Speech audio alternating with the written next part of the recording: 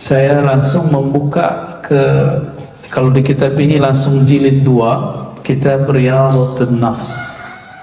Kitab Riyadhatun Nafs, bab tentang riyadah nafs.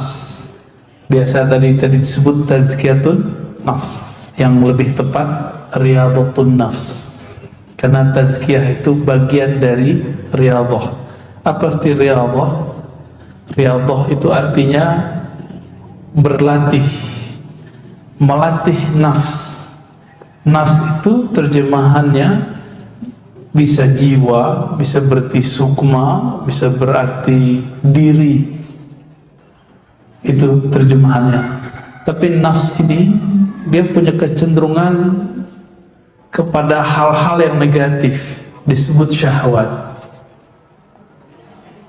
Dan nafs itu punya perangkat zahir. Untuk melihat dia punya mata, untuk mendengar dia punya telinga, untuk berbicara dia punya lidah, untuk masalah seksual dia punya faraj, kelamin, untuk makan dia punya mulut dan perut. Maka nanti an-nafs ini akan ngajak ke arah sana semua, supaya si nafs ini dia terlatih, disiplin. Maka ada caranya, namanya riyadhatun nafs, riyadah. Nah, riyadah itu kalau bahasa Arab menunjukkan makna sesuatu yang dilakukan berulang-ulang sehingga disiplin. Contohnya, Bapak, Ibu, Saudara ini kalau tidak melatih diri bangun, subuh hari nggak akan bangun sekarang, benar nggak? Maka bisa bangun subuh begini, saya yakin sudah lama berlatihnya. Dan alhamdulillah Allah izinkan kita mendapatkan keberkahan satu Ramadan subuh berjamaah. Ya, Nabi mengatakan al-barakatu li ummati fi bukuriha, keberkahan bagi umatku pada paginya. Maka pada pagi ini bergabunglah dua keberkahan, keberkahan subuh dan keberkahan Ramadan. Ditambah yang ketiga, barakatul ilm, keberkahan ngaji. Alhamdulillahirabbil alamin. Apa dalil kita wajib melatih jiwa? Di dalam Al-Quran yang dijadikan dalil untuk tazkiyah itu surat Asy-Syams ayat 9, surat 91 ayat 9. Apa kata Allah Ta'ala? Kita sudah hafal barangkali ya. Qad aflaha man zakkaha. Sungguh, nah ini penegasan yang luar biasa. Allah mengatakan aflaha, telah beruntung, telah lega, telah sukses. Man zakkaha, siapa yang melakukan tazkiyah terhadap nafs. Baru, ini bagian dari riyadhatun nafs. Apa arti tazkiyah? Zakkaha, yang membersihkan nafs dari kebiasaan buruknya. Jam segini enaknya tidur atau duduk ngaji, kata nafs. Kata nafs gimana Pak? Tidur. Tapi kita punya sisi lain namanya kolbu. Kolbu itu maunya ngaji Pak. Jadi yang duduk sekarang itu yang punya kolbu itu. Jadi kolbunya lagi hidup. Ini yang dikatakan dalam surat Qaf ya, sesungguhnya peringatan itu hanya dapat disentuh, dicapai liman kana lahu qalbun, bagi orang yang punya kolbu. Maka ini semacam pujian dari Allah untuk kita yang mau memfasilitasi kolbu. Kita sudah fasilitasi tubuh, nafs, jiwa kita dengan tidur ya. Nah, alhamdulillah masih ada yang mau menyempatkan untuk membersihkan kolbunya. Semoga saya yang diizinkan Allah ngajar kitab ini, dan Bapak Ibu Saudara yang diizinkan Allah belajar, Allah jadikan orang yang termasuk kepada surat Asy-Syams ayat 9 ini. Sungguh beruntung orang yang membersihkan jiwanya Ya, zakkaha. Ha di situ nya berarti nafs, jiwa. Sebaliknya kalau beruntung lawannya apa? Rugi. Wa qad khaba man dassaha, ayat 10-nya. Dan sungguh khaba itu rugi, serugi-ruginya. Jadi orang itu jiwanya kosong. Kalau apa?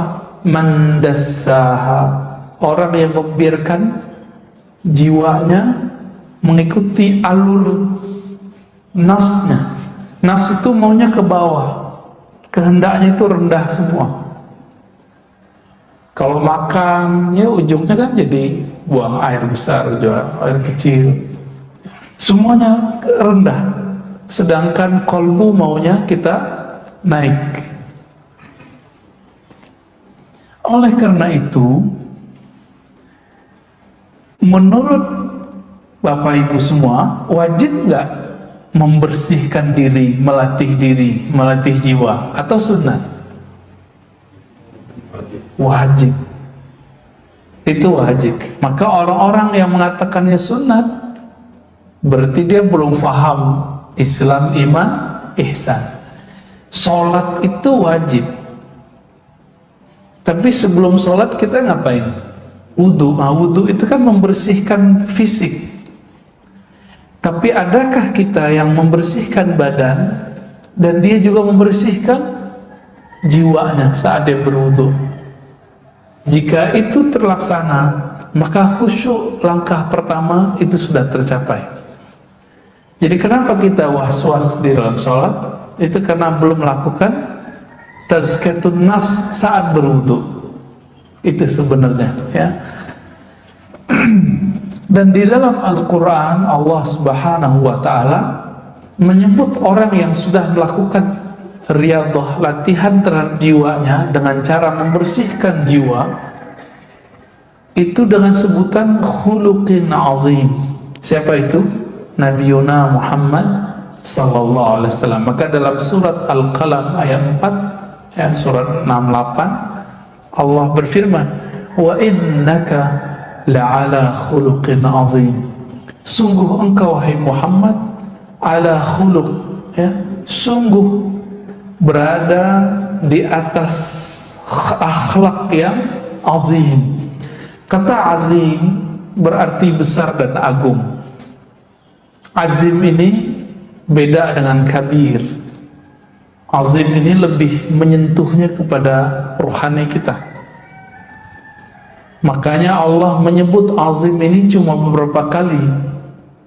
Rabbul Arsyil Azim, Rabb, pencipta, pengendali, pengatur arasy yang agung.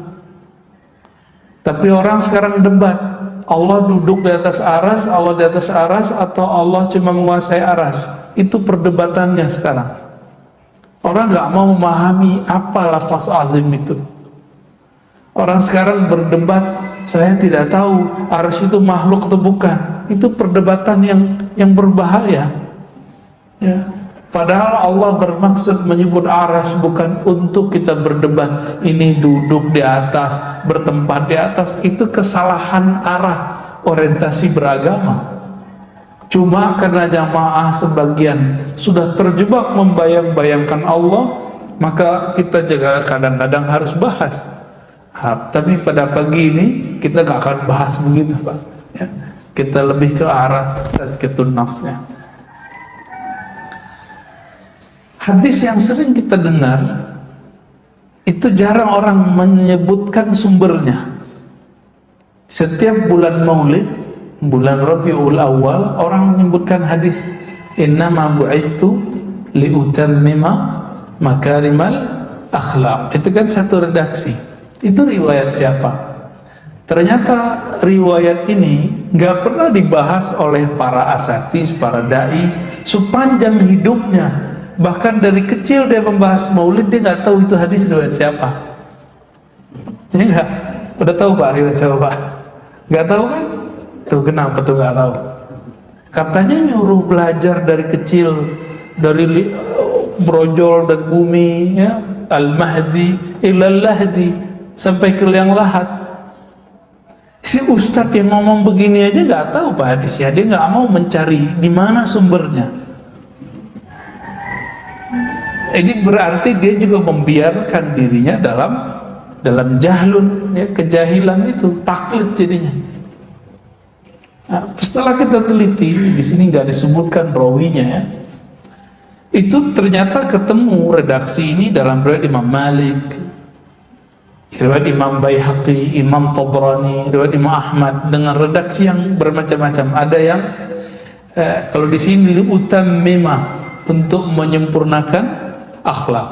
Ada yang lafaznya yang lain, ya, usliha atau lafaz sejenisnya, mahasinal akhlak, ya. Maka agama itu, goalnya beragama itu akhlak yang azim tadi. Maka akhlak yang azim ini, meskipun tidak memberikan orang duit, tapi kalau akhlaknya azim, nggak dikasih duit pun orang ridho. Kita ngasih orang duit, orang seneng Pak, tapi kita omongin, dasar lo pengemis, gimana Pak? Seneng nggak dia? Maka beda, berbagi itu tanda orang yang suka bersedekah. Tetapi akhlak inilah yang akan mempertahankan ini amal naik gak ke langit. Jadi banyak kita yang memisahkan antara ibadah dengan akhlak, ngaji sama akhlak. Maka sekarang orang banyak belajar yang disebut hijrah, ya, tapi hijrahnya kok malah jadi galak sama orang tuanya, jadi serem sama jamaah, ya, jadi suka nyalah-nyalahin orang.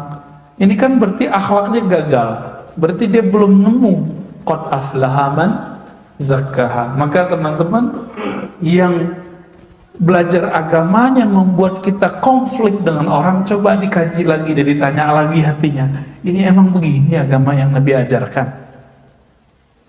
Coba tanya-tanya lagi dalam hati itu.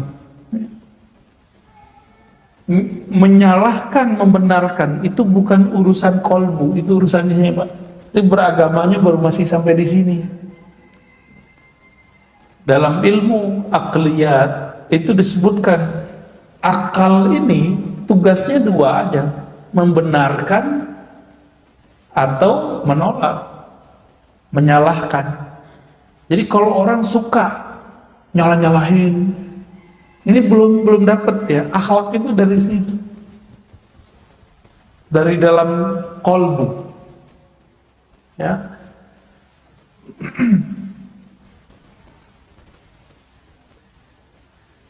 Maka Nabi SAW dalam hadis yang sahih itu mengatakan wa khaliqin nas bi khuluqin hasanin. Nah, coba lafaznya ini. Khaliqi, khalaqa yukhaliqu mukhalaqa. Satu akar kata dengan khalaq, khuluq. Ah, ini kata kunci. Ternyata khalaq artinya ciptaan, karya. Kalau khuluq itu akhlak yang kita sebut moral. Apa persamaannya? Persamaannya, kalau khalaq penciptaan, Allah yang mencipta.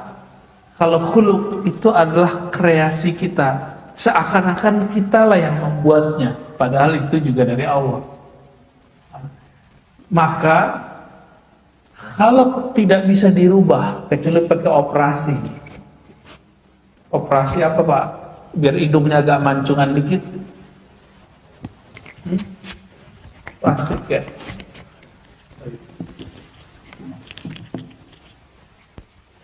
Jadi pada dasarnya wajah nggak bisa dirubah, tapi akhlak bisa dirubah nggak? Bisa.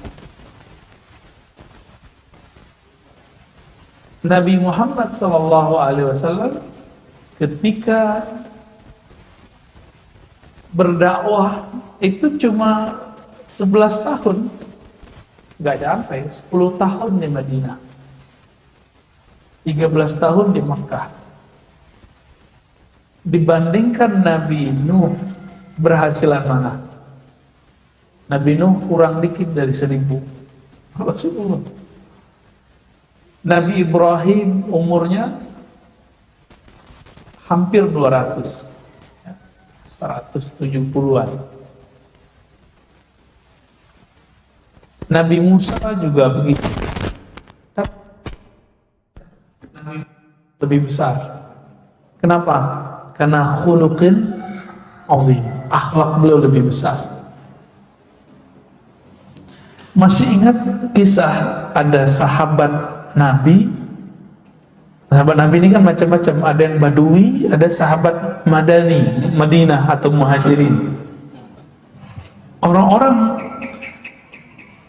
Badui ini nggak tahu tempat buang air itu di mana. Dulu kan kita kan sekarang udah punya peradaban nih, WC, tempat buang air kita udah punya.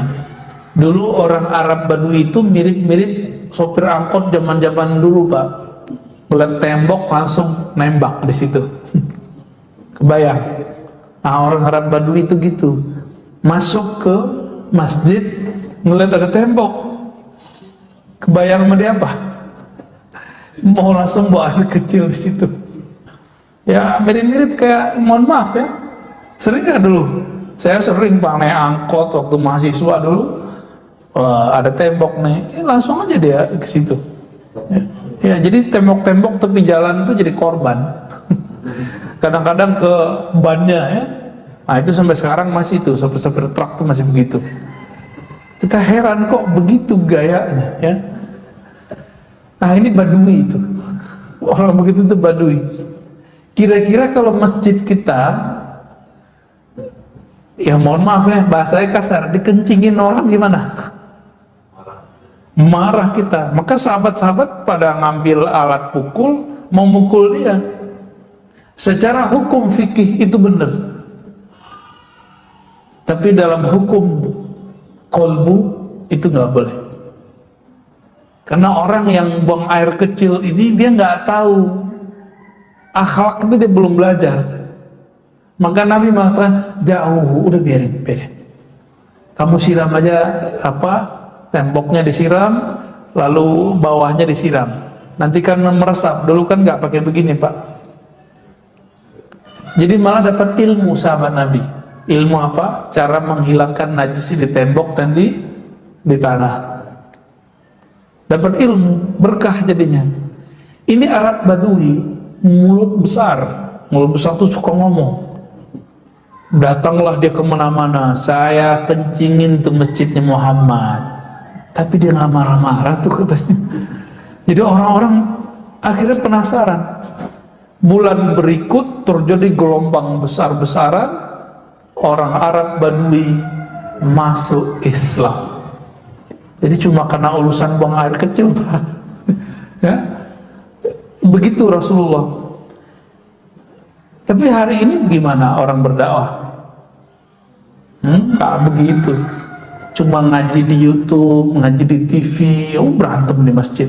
Maka masjid itu jadi tempat suka berantem hari ini. Ya enggak? Ya masjid ini mungkin pernah berantem dulu ya. Apa kata Nabi? Wa khaliqin nas bi khuluqin hasan. Hendaklah kamu berusaha berakhlak, bermoral, menciptakan kondisi kepada nas. Nas ini bukan hanya orang beriman, siapa aja, apalagi orang yang beriman. Bi khuluqin hasanin, dengan khuluq, dengan akhlak yang hasan. Hasan itu bagus.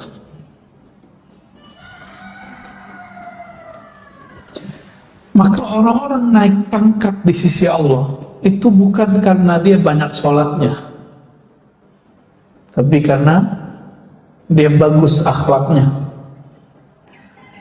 Di masa Rasulullah SAW ada seorang perempuan yang setiap hari sholat tahajud, setiap malam tahajud, setiap hari dia sholat zikir, tapi Nabi mengatakan finnar, dia masuk neraka. Kenapa? Kesolehannya baru sampai di fisik, tapi ada seorang sahabat Nabi, beliau mengatakan fil jannah, orang ini masuk surga. Semua hadis ini sahih, ada dalam kitab Sahih Bukhari dan Muslim. Ketika diteliti, ternyata orangnya punya cuma satu akhlak. Apa akhlaknya? Salamatus sadr. Dia tidak pernah menyimpan kebencian kepada orang. Kita baru masuk masjid udah ngelihat nih ahli bid'ah nih ya. Oh ini beda paham nih. Pasti begitu ya. Nah, coba sekarang kalau masuk masjid baca doa. Apa doanya? Allahumma inni as'aluka, Allahumma ftah li abwaaba rahmatik ya. Kalau as'alukanya keluar ya. Allahumma ftah li abwaaba rahmatik. Ya Allah, bukakan kepadaku bukan satu pintu tapi abwab. Apa arti abwab? Pintu, pintu, pintu, banyak pintu.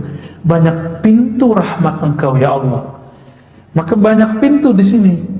Jangan cuma beribadah di masjid, sapa orang, ya senyum kepada orang. Cuma sekarang kita nggak bisa senyum orang, Pak. Ketutup. Ya, makanya sekarang ngangguk. Kita nunjukin kerendahan hati dengan cara ngangguk, ya. Mata yang teduh itu sudah cukup sebenarnya.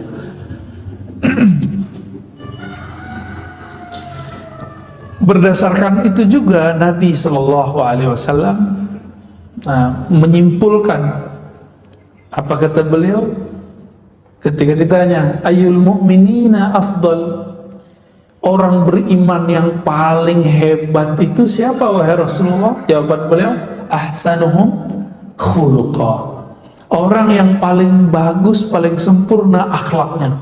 Dan akhlak itu Bapak Saudara makan Allah bukanlah hiasan fisik, dia ada di dalam kolbu. Jika di kolbunya tidak dibersihkan, maka tidak akan muncul akhlak yang bagus. Maka kitab ini nanti akan membimbing kita bagaimana cara membersihkan kolbu. Di kolbu kita ada rasa merasa lebih baik dari orang nggak? Terbersih Pak? Ada ya? Ada ya. Saya punya pengalaman lama Pak tentang merasa lebih pintar dari orang itu. Karena ujiannya orang yang belajar satu ilmu merasa lebih pintar dari orang. Sampai sekarang rasa itu muncul, tapi kita langsung tahu. Maka mohon maaf, saya bisa merasakan dan bisa mengecek Pak di wajah Bapak itu ada rasa itu atau tidak. Itu membayang di wajah. Hati-hati loh Pak ya. Ternyata ahli psikologi punya ilmu tentang itu, membaca raut wajahnya begini, gimana itu kebaca ya. Mungkin Bapak yang ahli kejiwaan, psikolog itu bisa baca bekas itu di wajah saya masih ada. Bukan berarti sekarang saya udah nggak sombong, masih ada itu, tapi kita halau terus setiap hari. Kita halau terus setiap hari. Yang paling berat itu orang berilmu, dia merasa lebih banyak ilmunya daripada orang lain. Kalau Bapak yang banyak duit, banyak harta, paling kekayaan itu cuma sebatas fisik. Tapi orang berilmu itu kesombongannya terbawa bahkan dalam zikirnya, dalam baca Qur'annya, dalam sholatnya. Maka tadi itu kalau Bapak sensitif kolbunya itu bisa merasakan begitu sensitifnya kolbu. Bukan seuzon Bapak ya. Orang yang kemudian merasa dirinya sholatnya itu paling benar itu kerasa. Maka Abdullah bin Amr mengatakan ya, Nabi ya, dari Nabi beliau bersabda, yang pertama kali dicabut di akhir zaman adalah khusyuk. Awwalu ma rufi'a qabla yaumil qiyamah al-khusyuk. Yang pertama dicabut di akhir zaman itu khusyuk. Khusyuk itu kan urusan mata yang tunduk secara zahir, secara batin kolbunya tunduk kepada Allah. Nah, khusyuk ini salah satu akhlak orang yang sholat. Orang kalau khusyuk sholatnya pasti dia tawadu kepada orang lain. Ini enggak ya, kita merasakan itu. Untung masjid ini enggak terlalu banyak. Abu Hurairah lagi duduk, dia ngerasa nggak nyaman Pak. Hadisnya sahih ya, ada diceritakan dalam Riyadhus Shalihin juga dikumpulkan hadis itu. Dia merasa ada sahabat ini lagi panas aura badannya. Akhirnya beliau mengatakan, siapakah di antara kalian yang bertengkar hari ini, yang mutus silaturahmi hari ini? Itu orang yang bertengkar itu pasti panas hawanya. Abu Hurairah ini zikirnya setiap hari 12.000, maka kolbunya lebih tajam dari kolbu-kolbu kita. Duduk sama dia sudah bisa merasakan getaran-getaran hati orang. Ini bukan masalah gaib, itu bukan gaib, Pak. Orang silat aja bisa membaca cakra, masa Abu Hurairah yang zikir 12.000 nggak bisa? Ya, lebih canggih Abu Hurairah. Maka beliau nggak tuduh kamu nggak. Beliau cuma bilang, siapa yang mutus silaturahmi hari ini, bertengkar hari ini, pulang minta maaf, baru balik sini. Kenapa? Majelisku adalah majelis malam Jumat, malam ini amal diangkat. Orang yang mutus silaturahmi, amalnya tidak diangkat, nanti majelis kita tidak dibaca di sisi Allah Subhanahu wa Ta'ala. Kira-kira begitu pesan beliau ya, kalau kita terjemahkan secara bebas.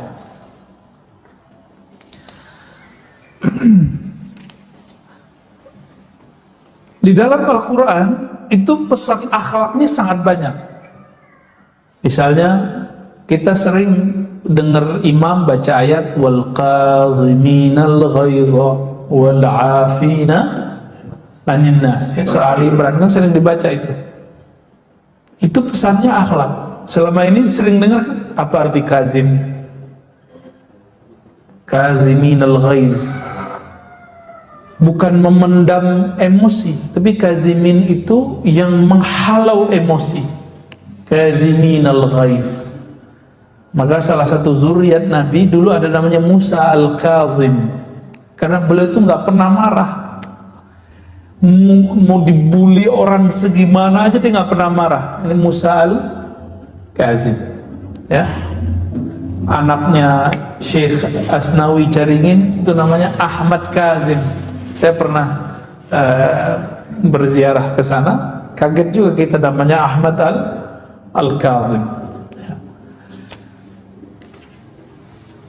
Lalu bagaimana cara untuk mendapatkan husnul khuluq atau al-akhlaq al-hamidah, al-akhlaq yang sempurna, yang baik? Beliau memberikan tips kepada kita. Caranya adalah bersihkan sumbernya, maka hulunya gitu ya, muaranya akan bersih. Bersihkan dari dalam. Jadi jangan cuma bersihkan luarannya. Saya hijrah nih, ganti pakaian dari pakaian biasa ya, robek-robek sekarang pakai gamis. Itu bisa merubah akhlak nggak?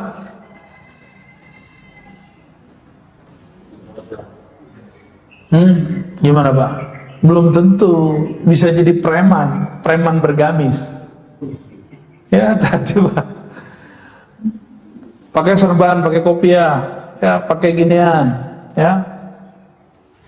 Terus pegang mic, udah jadi ustadz aja. Kira-kira gimana? Kolbunya belum dibenerin. Kalau dia ceramah kira-kira gimana? Nah itu, Bapak sudah tahu jawabannya. Dia kalau nanti ceramah cuma ganti casing. Dulu menghujat orang tepi jalan, sekarang menghujat orang yang beda faham dengan dia. Itu aja bedanya. Dulu kalau kita masih remaja itu kan pengen cari lawan, pengen bergesekan sama orang. Betul, ini sama. Walaupun bergamis, berserban, berkopiah, akan cari gesek terus. Maka jangan sibuk pada ganti penampilan, sibuklah dalam mengganti sumber penampilan itu di mana. Nah, ini yang harus kita benerin Pak. Kitab ini membimbing ke arah sana. Insya Allah besok kita mulai masuk ke bab kolbu. Ya. Kolbu itu apa aja karakternya, model-modelnya. Ya. atau malah pagi ini aja kali ya, langsung kita pendek aja nih ya. Jadi cara pertamanya kita harus diagnosa dulu, ini kolbu kita kolbu yang mana nih. Kolbu itu kan dibagi 3 aja, sehat, sakit, mati. Kolbu yang sehat, kolbu yang sakit, kolbu yang mati. Saya yakin yang hadir ini pasti hidup semua kolbunya, nggak ada yang mati. Berarti antara 2 aja, 1 sehat, 2 sakit. Termasuk saya, Pak. Termasuk saya, bisa jadi saya kolbunya sakit. Bisa jadi Bapak lebih sehat kolbunya daripada saya. Nah, ini bisa terjadi. Kenapa? Karena megang mic begini, pakai kopiah begini, pakai gamis begini, tidak ada jaminannya. Kami begini, kolbunya lebih sehat. Oleh karena itu, guru-guru kita dari dulu itu selalu pesan, kamu kalau mau jadi dai, guru, dosen, benahi dulu kolbumu baru ngajar, gitu. Saya dipesenin gitu dari guru saya semenjak saya umur 12 tahun. Saya masih ingat sampai hari ini ya. Ada namanya Syekh Abuya Rizwan namanya dulu ya, namanya nama orang lokal, Pak, tapi beliau ngomong gitu ke saya. Kita ditepuk-tepuk tuh, dikasih tahu, kamu kalau mau ceramah ya benahi dulu kolbu. Kalau sudah membenahi kolbu, nanti baru bisa membenahi kolbu orang gitu. Kalau kita membenahi kolbu, nanti orang itu takjub bukan kepada pakaian, tapi takjubnya nanti dari hasil yang dikalamkan. Karena al-ajabu fil libas hatta yatakallam. Takjub pada pakaian itu cuma sampai dia ngomong. Kalau dia ngomong ketahuan, nah gitu doang gitu. Gimana nggak, Pak? Pakai sorban nih, saya pakai kopiah segala macam. Tahu-tahu ngomongnya nggak jelas, ngantur. Dan sekarang kita lihat fenomena umat Islam suka dai-dai yang punya euforia. Mohon maaf ya, suka dai yang mu'alaf. Sekedar dia bercerita tentang masa lalu beragamanya, lalu semangat dia masuk Islam, silakan. Tapi sekarang dimintain fatwa. Maka saya agak nyinyir bagian ini. Serem, Pak. Dia masuk Islam seharusnya ngaji dulu, nyantri dulu, benahi dulu kolbunya. Kan habis makan yang haram juga, pasti dia makan babi kan sebelumnya. Ya, itu harus dibersihkan, ada cara bersihinnya, ada zikirnya, dimandikan dulu. Ada kan itu hukumnya, kalau versi ahli fikih sunnat, tapi bagi saya mandi masuk Islam itu wajib. Itu mandi, ya pindah agama kan. Akhirnya apa yang terjadi? Karena gagal faham belajar fikih, gagal faham belajar akidah. Ada yang si dai ini sekarang bangga nabrak anjing, ya kan? Dan begitu, yang tidak bisa membedakan politik itu bagian dari iman atau bukan. Kan politik bukan bagian dari iman, Pak. Ada politik bagian dari iman. Ya, masjid ini mungkin pernah jadi korban. Politik bagian dari iman, akhirnya beda pilihan politik menjadi beda iman. Emang ada ayatnya. Nah, itu akibat si dai, si mu'alim belajarnya bukan dengan kolbu. Kolbunya belum dibenahi. Akhirnya kata orang, berita, pecahlah kita selama 2018-2019. Mau diulang lagi 2023-2024. Ini tinggal berapa tahun nih? Ini 2021, Pak. Tinggal nunggu 2023-2024. Nah, kita nggak mau itu terjadi. Kalau itu terjadi lagi nggak tahu ya gimana jadinya masjid-masjid kita ntar. Ya, kawan saya sampai nggak mau sholat Jumat di kantor-kantor dulu. Kenapa? Setiap kali Jumatan dia mendengarkan hate speech, ya, ujaran-ujaran kebencian. Padahal dia sama pilihannya sama si ustadznya. Kok bisa gitu? Qalbu yang sehat itu ciri-cirinya sederhana. Qalbu yang sehat itu yang bisa menikmati hidangan-hidangan qalbu. Hidangan qalbu bernama sholat. Sholatnya nikmat, atau imam itu kalau ngimamin berasa kayak capek kita, Pak. Ya panjang nih bacaannya. Berarti dominan tubuh ini nafs kita daripada kalbu. Jadi kalbu yang sehat itu yang kalbunya mendominasi jiwanya. Kalbunya mengatur jiwanya, bukan jiwanya ngatur kalbunya.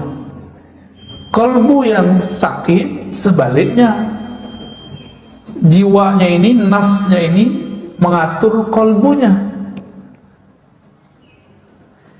Kalau seorang ustadz, mu'alim atau public figure sama, senangnya punya pengikut bukan? Follower kalau artis. Maka dia kalau ilmunya baru sampai di follower, jika nanti followernya terancam kabur, dia akan berusaha bagaimana cara memperbaiki itu walaupun mengorbankan kalbunya. Maka kita lihat ini sudah banyak ya. Banyak sekali para da'i menjadi mad'u. Dia da'i artinya ngajak, tapi malah diajak. Dia seharusnya influencer, memberi pengaruh, tapi malah dia dipengaruhi. Seharusnya dia menjadi orang yang diikuti, sekarang dia mengikuti selera followernya. Pilih mana? Kira-kira gimana, Pak? Itu menyaksikan nggak? Banyak yang begitu? Banyak, Pak. Dulu teman kita lurus, ngajar aja. Sekarang karena jamaah sekitarnya itu ingin menggiring dia ke arah politik praktis, dia sekarang ngomong politik praktis. Padahal si ustadz ini dari tadinya itu dicintai banyak umat. Karena dia mulai masuk ke politik praktis, kita mesti berpolitik, Pak. Harus ada orang yang masuk ke politik praktis, itu fardu kifayah. Tapi si ustadz yang di bagian ini seharusnya tidak. Dia cukup mendorong semangat kebangkitan Islam. Untuk urusan politik praktis dia nggak usah macam-macam lah. Akhirnya apa? Orang yang tadinya suka ngaji sama dia sekarang udah nggak ngaji sama dia. Jadi jangan-jangan kalau kita masuk ke bukan wilayah kita untuk nyenengin satu kelompok, kita gagal untuk bisa menyinari kelompok yang lain. Nah ini terjadi ya. Dan yang ketiga, qalbu yang mati. Kalau yang sakit tadi itu ayatnya fi qulubihim maradun fazadahumullahu maradan. Di kalbu mereka ada penyakit. Kalau sekali kita biarkan penyakit itu, maka penyakit akan bertambah. Kalau orang yang mati kalbunya, sawaun alaihim, sama saja. Kamu ajak, nggak ada efeknya. Ramadan datang, Ramadan nggak datang, dia gitu-gitu aja. Saya berhusnuzon kita antara sakit dan sehat itu kayaknya sekarang ya. Bener ya? Ceknya tadi sholatnya khusyuk nggak? Nggak ya? Nggak apa-apa, Pak. Tapi pengen khusyuk kan? Berarti normal, sehat, ada keinginan mau sehat. Kalau kita badan sakit, datang ke dokter nggak? Nah, Bapak mau ngaji begini kan berarti pengen bener kalbunya, waras berarti kalbunya. Ya. Kalau ada orang sakit nggak mau berobat, waras nggak? Mungkin dia habis kena brainwash, saya pakai herbal aja Ustaz. Ya betul, tapi kalau penyakitnya parah bisa nggak pakai herbal biasa? Indonesia sekarang belum populer, dokter herbal itu belum populer. Baru muncul nih kan di YouTube nih beberapa dokter, tapi juga dia kepekarannya bukan di herbal. Herbal ini kan banyak masalah lagi. Nah, akhirnya kena cuci otak dia nggak mau berobat. Apa yang terjadi? Sakitnya tambah parah, begitu. Inilah sekarang yang terjadi. Ketika ilmu tentang obat hati ini dianggap sesat, maka yang terjadi adalah orang tambah jauh dari ilmu ini. Mungkin karena penamaan ilmunya tidak cocok, disebut ilmu ini misalnya ilmu tasawuf, akhirnya orang ganti nama Tazkiyatun Nafs. Kalau saya nyebutnya Riyadhatun Nafs, ya, nyebutnya Riyadah, latihan nafs kalau mau disebut, karena kitabnya menyebutkan itu, ya. Nah, insya Allah nanti kita akan cek penyakit apa aja yang ada di kolbu, cara diagnosanya 1, 2, 3. Kalau ada berarti positif, kena virus penyakit kolbu. Nanti dari cara kita mengetahui itu, sebab-sebabnya apa, akan ketahuan cara ngobatin kolbunya. Nanti ada bertahap insya Allah, ya. Insya Allah ke pertemuan besok kita akan mulai masuk ke penyakit pertama dalam kolbu, yaitu al-kibr, ya. Penyakit sombong dan turunannya nanti insya Allah. Ini penyakit paling tua, penyakit yang dulu pernah diidap oleh iblis dan sampai sekarang nggak sembuh-sembuh, ya. Semoga Allah jaga kolbu kita dari selainnya, amin ya rabbal alamin. Ada diskusi Pak, udah cukup ya?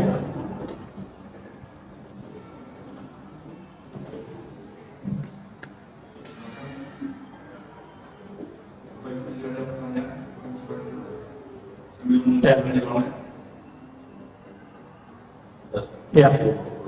Assalamualaikum. Dari mengenai kritik atau apa gitu, kalau kita menjaga hati kita, apakah lalu bagaimana kalau kita mau kritik atau orang? Ya. Bagaimana Caranya? Ya. Tadi imam kita baca ayat wa tawasau bil marhamah. Kita selama ini fokus di surat Al-Asr. Wa tawasau bil haq, berwasiat dengan kebenaran. Jadi kita merasa benar nih. Ini dosanya para pemberi kritik merasa benar.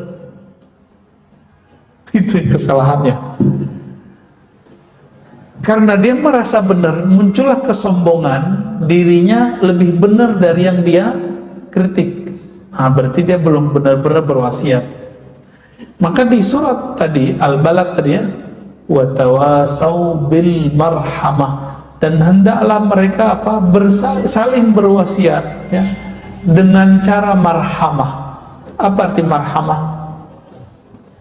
Penuh kasih sayang. Jadi kalau negur orang tuh jangan, ini bid'ah nih, gak begitu caranya. Imam Syafi'i itu menegur lama, beliau Imam Salafus Saleh. Apa kata beliau? Engkau kalau menegurku depan orang, jangan salahkan jika hatiku, nafsu, jiwaku susah nerimanya. Jadi kalau menegur gimana? Ajak ke ruang berdua. Terus apa? Lafaznya, kata-katanya menunjukkan kita cinta kepada dia. Maka Imam Sya'rani mengatakan, kamu jangan mengkritik orang, nasihati orang, berdakwah sampai hatimu berniat ingin rahmat turun kepadamu dan turun kepada. Jadi bukan kita tuh kayak mau nyalahin orang, menyudutkan orang, tuh nggak ada. Maka kritik yang sahih, kritik yang disampaikan dengan cara kasih sayang, tidak menyudutkan orang, itulah yang disebut al-haq, itulah yang disebut as-sabr. Sabar ini wajib atau sunat? Wajib. Jadi kalau orang nggak dengerin kita sekali, kita marah nggak? Jadi kalau ada orang yang mengkritik, lalu dia marah-marah dalam mengkritik, marah-marah menasihati, orang yang mengkritik ini yang butuh dinasihati sebenarnya. Benar gitu? Ya, dia mengkritik orang tapi nggak sabaran. Yang butuh dikritik siapa sih? Yang butuh diperbaiki siapa? Yang marah-marah ini atau yang dimarahi? Jadi ayatnya 3 cara berarti. Jadi cara mengkritisi orang itu pertama, yang disampaikan mengarah kepada kebenaran, bukan merasa paling benar. Yang kedua, bisabri, kita harus sabar. Dan kesabaran itu nggak mungkin kalau tidak bil marhamah, dengan kasih sayang. Dan Allah Subhanahu wa taala membuka semua ayat Al-Qur'an, semua surat Al-Qur'an kecuali satu surat Al-Bara'ah, At-Taubah, semuanya dengan marhamah. Bismillahirrahmanirrahim. Jadi Allah itu ingin kita ini tidak membayangkannya seserem guru-guru sekarang membayangkan Allah, tentang Allah ke anak-anak. Coba anak-anak itu membayangin Allah itu neraka, Allah itu pemarah. Kamu begini loh, neraka lo, entar siksa Allah lo, gitu. Jarang orang itu yang berbicara Allah itu sayang deh, kalau kamu begini kamu disayang Allah, itu jarang. Jadi kita ini metode ngajarnya bukan metode marhamah, metodenya metode ghadab, marah aja bawaannya. Akhirnya sekarang beragama itu manhajul ghadabiyah, manhaj marah-marah. Lu beragama kok marah-marah? Nabi kalau marah-marah nggak mungkin 11 tahun kurang di Madinah berhasil mengislamkan Arab dan Islamnya sampai ke negeri ini. Kalau dulu wali-wali yang datang ke negeri ini marah-marah melihat ada tradisi Hindu, Buddha, nggak mungkin Pak bisa mengislamkan Bapak ini. Mungkin mati, lahir kafir kali ini. Itu B3 itu. Ya, ini teknik dalam Al-Quran. Silakan dipakai cara mengkritisi, cara memberi masukan kepada orang. Tidak merasa paling benar, tapi mengarahkan kepada kebenaran. Yang kedua, sabar. Sabar itu bukan nyinyir, Pak. Sabar itu kita berulang-ulang menunjukkan. Dan yang ketiga tadi, marhamah. Saya lupa, kalau lafaznya tawasau, itu wazannya tafa'ala. Di situ menunjukkan bahwa kita terlibat di dalamnya, bukan hanya dalam lisan, tapi sebelum kita mewasiatkan orang, kita sudah masuk dulu ke apa yang kita wasiatkan. Nah, itu berarti 4 sebenarnya, Pak. 4 ya. Jadi kita sendiri sudah di situ. Ya. Cukup? Ada? Oh ya. Banyak orang di online, bagaimana kalau kita melihat kawan kita sudah berjilbab sebenarnya, tapi di satu sekolahnya terus pembahasan dancing. Nah, ini beliau ingin mengingatkan beliau bagaimana caranya supaya tidak menyinggung. Iya, kalau ada orang belum berjilbab, jilbab itu kan model nutup aurat, itu fisik, Pak. Targetnya bukan dia pakai aurat, nutup aurat atau enggak. Targetnya dia mengenal siapa yang nyuruh nutup aurat. Maka kenalkan dulu orang ini kepada yang memerintahkan nutup aurat siapa? Allah. Jadi kenalkan dulu Allah itu sayang kamu. Jangan bayangkan altar neraka lagi. Nanti kalau dia merasa safety daripada ancaman-ancaman neraka, dia buka jilbab lagi, Pak. Maka saya dakwah waktu di Paris tuh sama jamaah kita saya nggak pernah bilang, kamu buka jilbab, enggak. Ada yang pakai roknya pendek, segala macam, biarin aja, penting mau ngaji. Nanti dia nanya, Ustadz sebenarnya jilbab gimana sih? Jawaban saya sama. Ibu, mbak, teteh gitu ya, kenali dulu yang nyuruh pakai jilbab. Nanti pasti pakai jilbab sendiri, nggak disuruh-suruh. Padahal di sana susah lah pakai jilbab. Ya, kerja itu susah, apalagi semenjak kejadian kemarin, kena prank sama anak SD gitu ya. Jadi kenalkan dulu si anak, teman, orang yang mau kita ajak mengamalkan satu syariat dengan syariatnya. Apa arti syariat? Zat yang menyuruh satu perintah itu. Nah, kalau enggak jadi beban. Perempuan pakai aurat tuh beban sama dia, gerah aja bawaannya. Benar enggak? Sholat itu bagi anak-anak kalau pakai ancaman dia tegang Pak. Tapi kalau anak kita coba kita bilang, Dek, puasa ya. Ntar kalau puasa dikasih hadiah motor, mobil ketinggian ya, mobil-mobilan maksudnya, sepeda bagus, udah semangat, dia berpuasa itu happy. Coba Bapak bilang, awas kamu gak puasa, ntar Papa pukul 10 kali. Itu anak tegang Pak, baru jam 8 udah lemes dia. Kalau dia pakai iming-imingan tadi, itu kan tauhid anak kecil. Tauhid anak kecil tuh iming-imingan.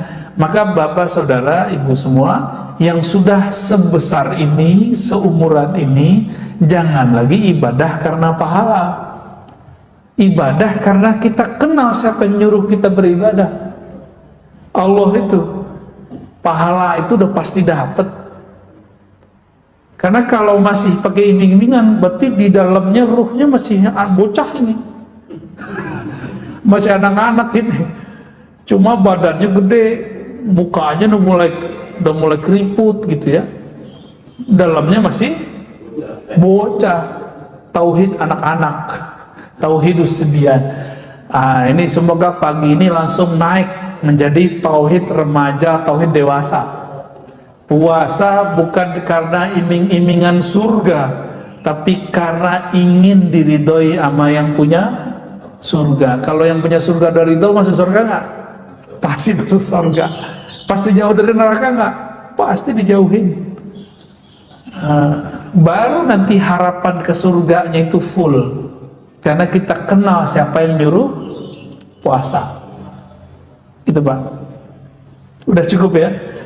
Jadi berdasarkan ini, berdasarkan Allah, berpuasa di masa pandemi ini semoga tidak mengurangi rasa hikmatnya.